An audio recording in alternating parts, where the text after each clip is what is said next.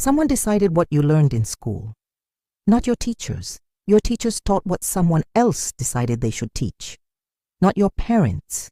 Your parents sent you to schools whose curricula were determined by institutions neither they nor you controlled.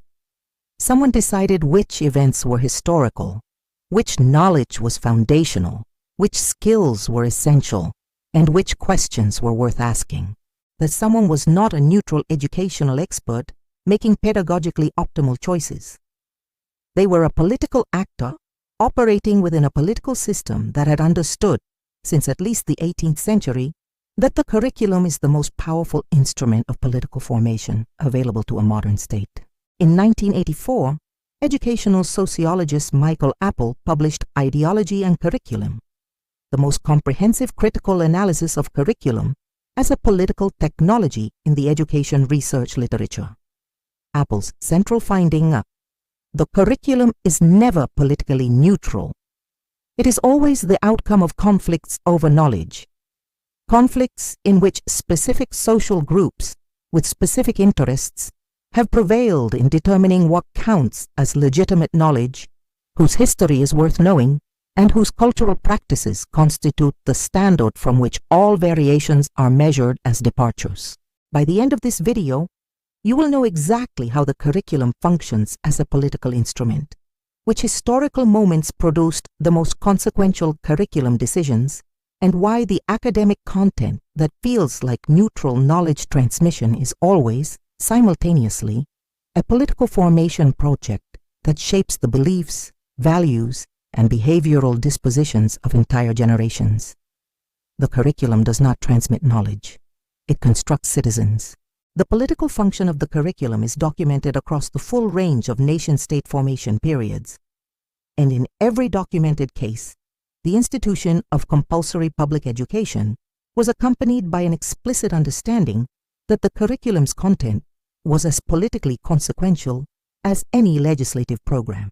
The Prussian educational system, the model that most Western public education systems either directly copied or implicitly adopted in the 19th century, was designed by philosopher Johann Gottlieb Fichte as an explicit political formation project following Prussia's defeat by Napoleon in 1806. Fichte's 1808 addresses to the German nation, the foundational text of the Prussian educational reform, is among the most explicit statements of curriculum as political formation in Western intellectual history. Fichte argued that the defeat by Napoleon demonstrated the inadequacy of the existing educational system for producing citizens with the national identity, collective commitment, and political disposition required to sustain a modern nation-state. His proposed educational reform was not primarily pedagogical. It was political. A systematic curriculum designed to produce German citizens with specific national values, specific historical consciousness, and specific political commitments. The Prussian educational system that emerged from Fichte's analysis became the template for the American, British, and continental European public education systems of the 19th and 20th centuries. Every public education system in the Western world is, in its institutional DNA, a Fichtian political formation project, a curriculum designed to produce citizens with specific national identities, historical consciousnesses, and political dispositions. The specific mechanism through which the curriculum produces political formation has been documented most precisely in the research tradition on official knowledge, the study of which knowledge is legitimized by inclusion in the official curriculum and which knowledge is delegitimized by exclusion. Apple's Ideology and Curriculum established the foundational analytical framework. The curriculum's political formation function operates primarily through the selection of what counts as worth knowing, through the implicit messages about whose history matters, whose cultural practices are normative, whose knowledge claims deserve institutional recognition, and whose questions are worth pursuing. The selection process is political because every act of inclusion requires an act of exclusion, and the pattern of inclusions and exclusions reflects the current balance of power in the political system that controls the curriculum. The history curriculum that includes the Founding Fathers and excludes the enslaved people, whose labor built the nation's wealth, is making a political choice about whose story constitutes the national narrative. The science curriculum that includes the scientific method and excludes the epistemological traditions of non-Western knowledge systems is making a political choice about which ways of knowing are institutionally legitimate. These choices are not made by neutral educational experts. They are made through political processes, textbook adoption committees, state curriculum standards boards, national testing frameworks, in which specific interest groups with specific political interests prevail. The contemporary curriculum debate is the political process through which the balance of power over official knowledge is currently being contested. And the intensity of that debate reflects the accurate perception of curriculum's political stakes. Political scientist Samuel Huntington documented in his 1996 The Clash of Civilizations that the curriculum is the primary mechanism through which civilizational identities are reproduced across generations. Huntington's analysis, contested in many of its specific claims, correctly identified that the curriculum selection, of which civilizational narratives, values, and knowledge claims are legitimate, is among the most consequential political decisions any society makes. The contemporary American curriculum debates over critical race theory, over the 1619 Project, over the role of American history in the curriculum, are debates over which political formation project the American public education system will pursue. The debates are experienced by many participants as debates over historical accuracy or pedagogical appropriateness. They are more precisely understood as debates over which citizens the curriculum will produce, which national identities, historical consciousnesses, and political dispositions the public education system's political formation function will install. Here is where the curriculum analysis produces a precise diagnostic for evaluating any educational content. The curriculum's political formation function operates through 5 specific mechanisms that have been documented in the educational sociology literature. Wait. Look at the structure again. The first mechanism is narrative selection, the choice of which events, figures, and developments are included in the historical narrative that the curriculum transmits. Every historical narrative requires selection from the full record of what happened, and the selection reflects the political interests of the selectors.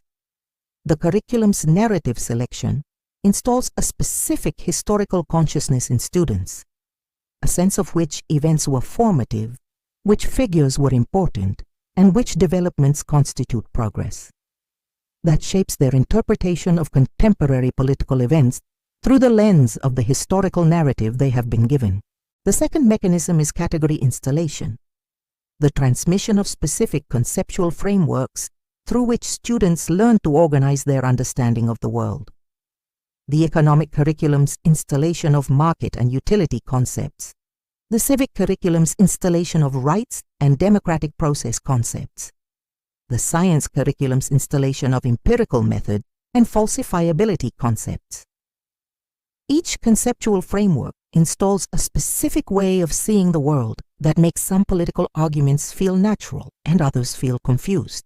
The third mechanism is absence management, the deliberate or systematic exclusion of specific histories, knowledge systems, and perspectives that would complicate or contest the curriculum's primary narrative and categorical framework.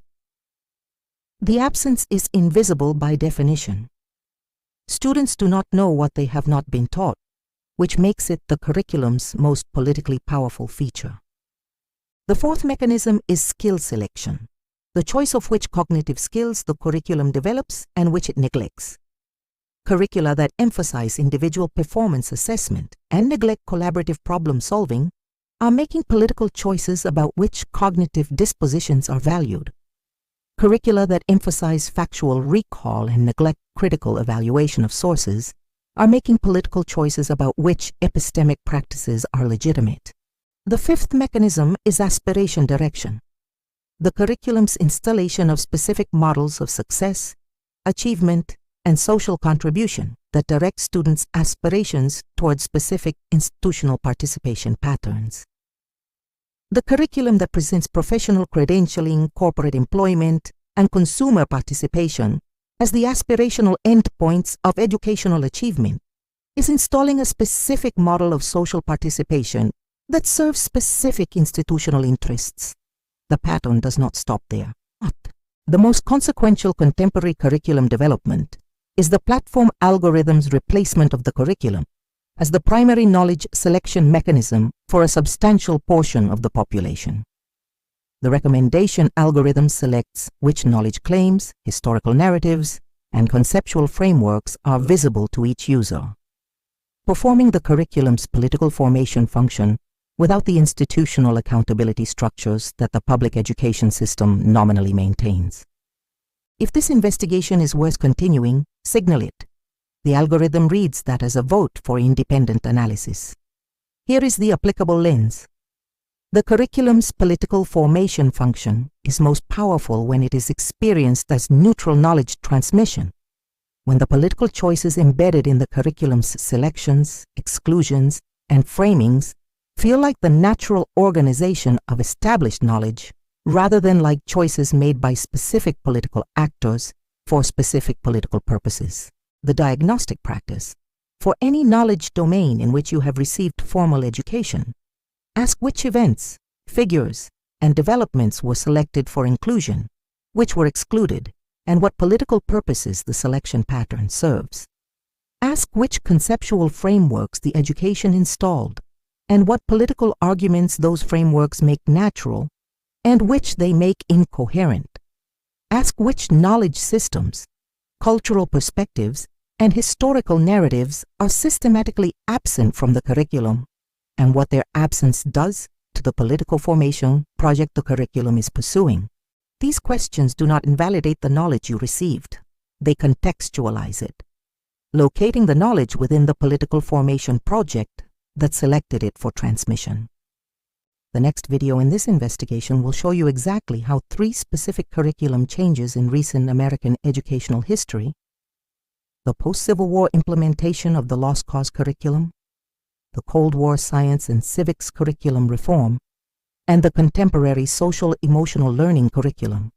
Each served specific political formation purposes, and what the documented behavioral consequences were for the generations that were formed by each.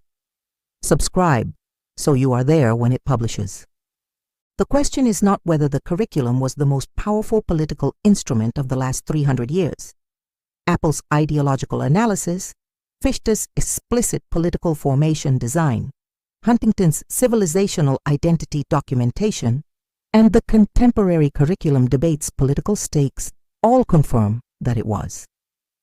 The question is which political formation project your curriculum pursued, and whether you have ever examined what it installed in you. This investigation was produced with AI-assisted research tools and human editorial oversight. All claims are grounded in documented historical and institutional sources. Transparency is part of the methodology.